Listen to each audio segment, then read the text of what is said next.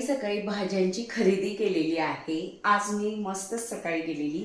आता जरा थोडं भाज्यांची भाव उतरायला सुरुवात झालेली आहे. ही कोथिंबीर मागच्या आठवड्यात ना 60 ते 70 रुपयाला किंवा 100 रुपयाला होती जुडी.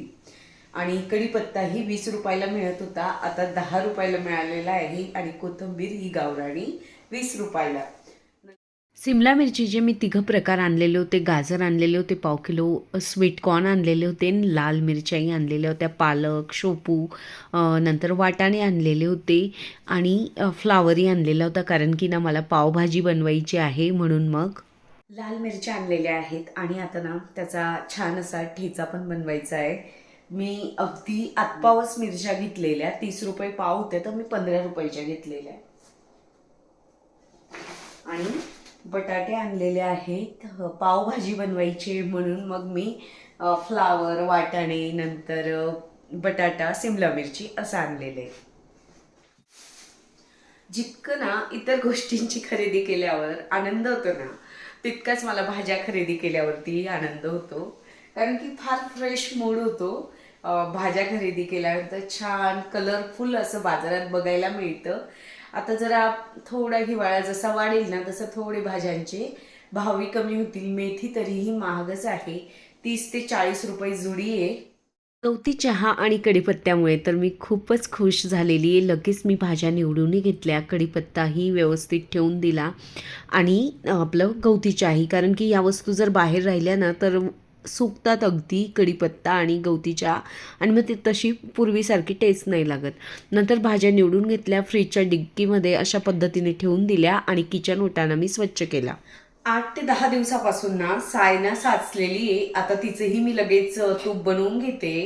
तर काय होतं, जास्त दिवस जर राहिली ना तर असं आंबट आणि खवट वास यायला लागतो. तर म्हणून मग ना झटपट असं तूप मी मस्त छान बनवून घेते. या खलबत्त्याविषयी ना मला बऱ्याच जणांनी कमेंट्स केलेल्या, कारण की तो नेहमी इथे असतो आणि दिसतो तुम्हाला सगळ्यांना. तर हा मी ऑनलाईन घेतलेला आहे, एनझॅक कंपनीचा आहे. त्यावेळेस मला 600 रुपयाला की 500 असं काहीतरी मिळालेलं आहे. एकदम मस्त क्वालिटी आहे. तुम्हाला जर ॲमेझॉनवरून घेतलेला आहे, जर हवा असेल तर तुम्ही नक्कीच ॲमेझॉनवरती जाऊन ना एनझॅक कंपनीचा दगडी खलबत्ता सिलेक्ट करू शकतात. फार छान म्हणजे त्या कंपनीचा खलबत्ता आहे. हा खलबत्ता ना पुण्याला ना तुळशी बागेमध्ये बांबूच्या वस्तू ज्या गल्लीमध्ये मिळतात ना, त्या गल्लीचं एक्झॅक्ट मला नाव नाही माहितीये. तुळशी बागेच्या अलीकडेच आहे, जिकडे पितळी मार्केट वगैरे आहे तिथे. तर तिथे ना रस्त्यावरती पण सेम असे मिळतात आणि किंमत अगदी त्याच म्हणजे तशीच असते. 400-500 जशी साईज घेतली ना तशी. जरा छोटी साईज घेतली ना यामध्ये तर ना कुटताना ना ते लसूण वगैरे बाहेर येतात, तर घेताना थोडी मोठी साईज घ्या. आणि हे जे आहेत ना, हा खलबत्त्याविषयी मला बऱ्याचदा कमेंट्स येत आहेत, तर मग मी म्हटलं व्हिडिओमध्ये दाखवूनच देऊ. तर हा खलबत्ता मी इथल्या लोकल दुकानातून घेतलेला आहे. कॉलेज रोडला दीप अप्लायन्सेस म्हणून आहे. तर हा काहीतरी 300 ते 400 रुपयाचा असेल. आणि जो माझ्याकडे बुलढाण्याला ग्रीन आहे तो पण 500 रुपयाचा आहे. तोही मी ऑनलाईन घेतलेला आहे. अशा पद्धतीने ना साय फेटून घेत असते. इतकं सोपं जातं ना याच्याने तूप काढणं. नाहीतर ना ते आपलं फ्रीजमध्ये ठेवूनच तूप बऱ्याच वेळेस ना साय अशी आंबूस लागायला लागते आणि तरीही आपण ते मिक्सर भरावं लागतं म्हणून काढत नाही. हे अशा पद्धतीने ना मी लोणी काढून घेतलेलं आहे. अगदी 7 ते 8 मिनिटं मी हातानेच फेटून घेतलेलं आहे. आणि मग ना मी पाणी वगैरे पण काही टाकत नाही. वरच्यावरती हा गोळा असा घेते आणि कढईमध्ये असं टाकून देते. अगदी छान झटपट ना तूप बनून जातं. ही पद्धत ज्या वेळेपासून मी वापरायला लागली ना तेव्हापासून मला ना तूप काढणं आवडायला लागलं. नाही तर आधी आवडायचं नाही, कारण ना ते भांडी खूप भरायची आणि सगळंच ना असं चिकट होऊन जातं. फक्त परात भरते आणि कढई भरते आणि चमचा बस. नंतर ना अगदी करपत पण नाही. जरा म्हणजे अगदी स्लो गॅसवरती किंवा ना मीडियम गॅसवरती तूप काढत असते मी आणि छान माझं असं मस्तच तूप निघतं. त्यानंतर ना दूध वगैरे आलेलं होतं. मी सकाळीच हे सगळं करून घेतलेलं होतं स्वयंपाकापूर्वी, की जेणेकरून घाई होणार नाही. नंतर ना चहा पावडर संपलेली होती. मी ब्लिंकिटवरूनच तेल आणि चहा पावडरही मागवलेली होती. पण ना मला चहा पावडर आणि तेलाचं जे पाऊच होतं ना ते जरा ना असं जुनाट वाटलेलं. मग असं वाटलं की किराण्याच्या वस्तू यापुढे मागवायच्या की नाही. नंतर ना मी बटाटे ना वाफवायला ठेवले होते, कारण की माझ्या बहिणीची मुलगीही आमच्याकडे आलेली होती, तिची एक्झाम आहे म्हणून. साक्षी 3-4 दिवसांसाठी. मग मी जास्त बटाटे घेतलेले होते की मुलांना नाश्ता आणि जेवण ते एकच होणार म्हणून. डिशवॉशरचं ना प्रेरिन्स लिक्विड असतं ते संपलेलं आहे माझं, म्हणून मग मी भांडे ना हातानेच घासून घेतली. नंतर इकडे आपलं बटाटे उकळत होते तोपर्यंत मी कणिक वगैरे मळून घेतलेली. भांडी घासताना ना मी नेहमी ड्रेस चेंज करून घेत असते, कारण की काय होतं म्हणजे ना नवीन ड्रेस असतात व्हिडिओ शूटिंगच्या वेळेस म्हणजे चांगले असतात, तर ते खराब होऊन जातात. म्हणून मग मी ना नेहमी चेंज करते. मला बऱ्याचदा कमेंट्स येतात, इतके ड्रेस का चेंज केलेले आहेत. बटाट्याच्या पराठ्यांचं सारण बनवलं आणि अगदी नॉर्मली आपलं सगळ्यांचं सारखंच असतं तसंच पराठे लाटून झाले.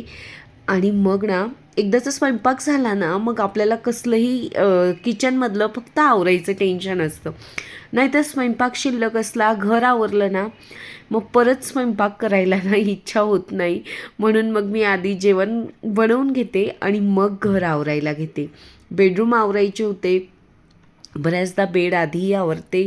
पण कधीतरी एखाद्या वेळेस ना मुलींना लवकर जायचं असतं तर मग वेळेत थोडाफार बदल होत असतो. बेड एक म्हणजे सगळे बेड आवरून घेतले आणि मग ना मी जे आरसे आहेत प्रत्येक बेडरूममधले ते पुसायला घेतले. मला आता असं वाटतं इतके आरसे का लावले असतील. तयारी करायला तर फक्त एक आरसा लागतो आणि पुसताना ना 5-6 आरसे पुसावे लागतात. त्यावेळेस ना नको वाटतं. आणि प्रत्येक रूममध्ये मुलींना जाऊन ना काहीतरी हात लावलेलेच असतात. असं वाटतं की म्हणजे आता पुसले तर आता उद्या पुसावे नाही लागणार, पण असं होत नाही. प्रत्येक दिवशी आरसे पुसावे लागत असतात. कपडे धुवून झाले होते, ते वाळवायला टाकायचे होते. आणि ना या स्टँडचा नेहमी मला प्रॉब्लेम होतो की मी अंदाजच घेत नाही की ते आता पटकन डोक्यावर येईल. नशीब मला जोरात नाही लागलं, नाहीतर हे फार जोरात लागतं. मागच्या वेळेस 4-5 महिन्यापूर्वी आली होती तेव्हाही त्याची दोरी तुटली होती ना, त्यावेळेस मला जोरात लागलं होतं. तर वरती बघून ती दोरी सोडायची असते, पण आपण आपल्याच घाईत असतो आणि मग अशा गोष्टी छोट्या मोठ्या होत असतात. ज्या वेळेस ना अतिघाईन संकटात नाही, ही म्हण खरंच खरी आहे. कारण की मी ही ज्याही वेळेस घाई करते ना तर त्यावेळेस कधीतरी मला चटका लागतो, नाहीतर कुठेतरी कॉर्नर लागत असतो. पण तरीही आपण त्या कृतीतून बाहेर पडत नाही, घाई करतच असतो. नंतर ना कपडे जे वाळले होते ते काढून घेतले आणि त्यांच्या घड्याही मी करून घेतल्या लगेच.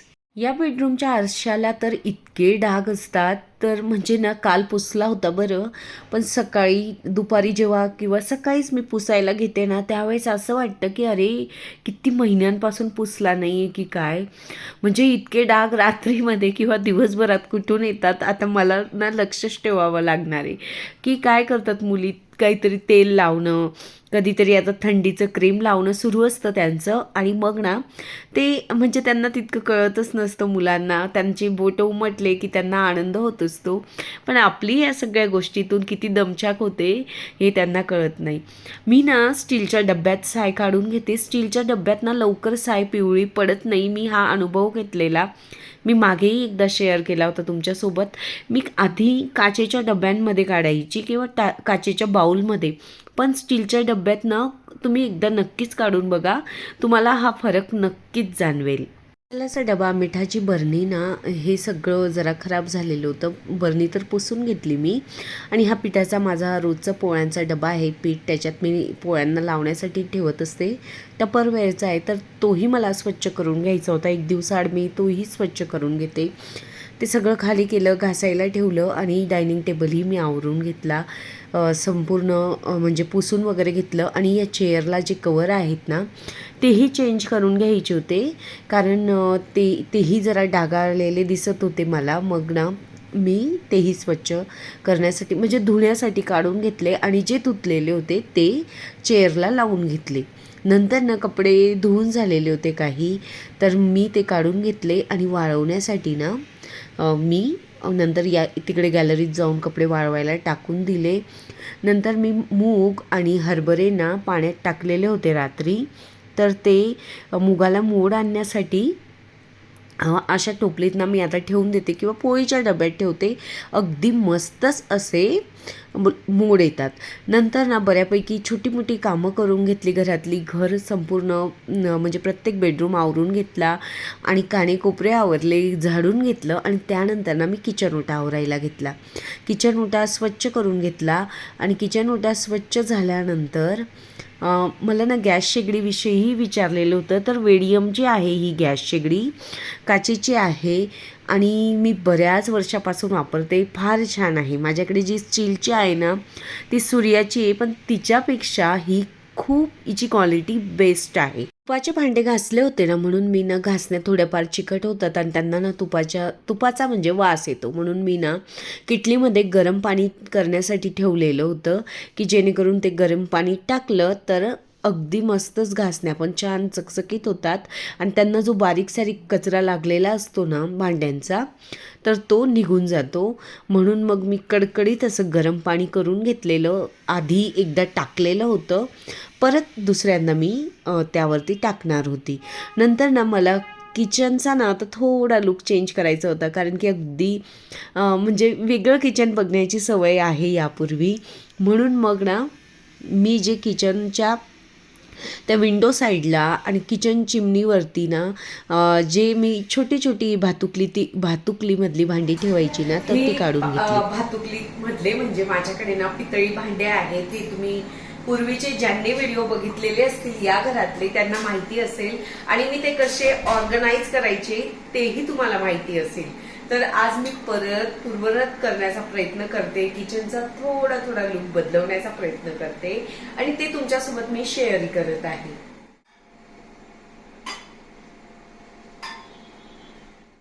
तुम्हालाही असे छोटे मोठे लुक चेंज करायला किचनचे किंवा घराचे नक्कीच आवडत असतील. म्हणजे छोटे छोटे कोपरे असतात जे आपलं म्हणजे त्यांना बघून ना असा फ्रेश मूड होतो आणि कामाचा उत्साह ना हा द्विगुणित होत असतो. मग तसंच तुम्ही या व्हिडिओपर्यंत पोहोचला आहात म्हणजे तुम्हालाही नक्कीच हे सगळं आवडतच असणार. कारण ना सगळे लोक एकत्र केव्हा येतात, समविचारांचे येतात. मग आपण सगळे समविचारांचे लोक आहोत ज्यांना स्वच्छता, घरातलं डेकोरेशन, छोट्या छोट्या गोष्टीत आनंद शोधणं हे मिळत असतं किंवा करत असतात ना, तर ते लोक एकत्र येत असतात. जशी मी आहे ना नक्कीच तुम्ही तशा म्हणजे असणार. म्हणूनच तुम्हाला हे व्हिडिओ आवडत असतात. तुम्ही दिलेल्या प्रेमासाठी ना मी खरंच तुमची आभारी आहे. आणि मी गरम पाणी जे केलेलं होतं ना ते अजून कडकडीत केलं आणि घासण्यांवरती टाकून दिलं. अजून इथेही मला व्हिडिओची ना खूप घाई होती, तर त्यामुळे परत मी ना माझ्या बोटावरतीच गरम पाणी म्हणजे थोडंसं माझ्याकडून पडून गेलेलं. किचनचा ना लुक थोडासा चेंज केलेला आहे. चिमणीवरती हे भांडे ठेवलेले आहेत आणि ही जी विंडो आहे ना इकडे पण जरा थोडा छोटासा बदल केला आहे. पण किचन बघायला फार छान वाटतं, कारण की डेकोरेट केलेलं असलं काही छोटं मोठं असू द्या तर मग त्यामुळे ना थोड्या बदलांमुळे ना आपल्यालाही फ्रेश वाटतं आणि तुम्हालाही बघायला छान वाटतं.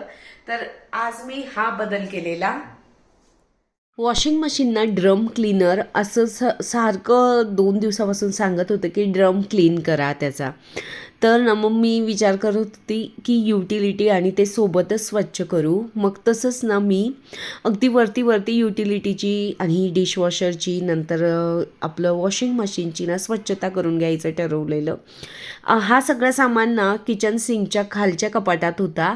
पण काय झालेलं ते किचन सिंकचा जो पाईप आहे ना त्याला धक्का लागला वाटतं आणि तो म्हणजे नाजूक असल्यामुळे ना त्याच्यातून पाणी लीक होत होतं. असे 4-5 दिवस झालं मी प्लंबर दादांना बोलवलेलं.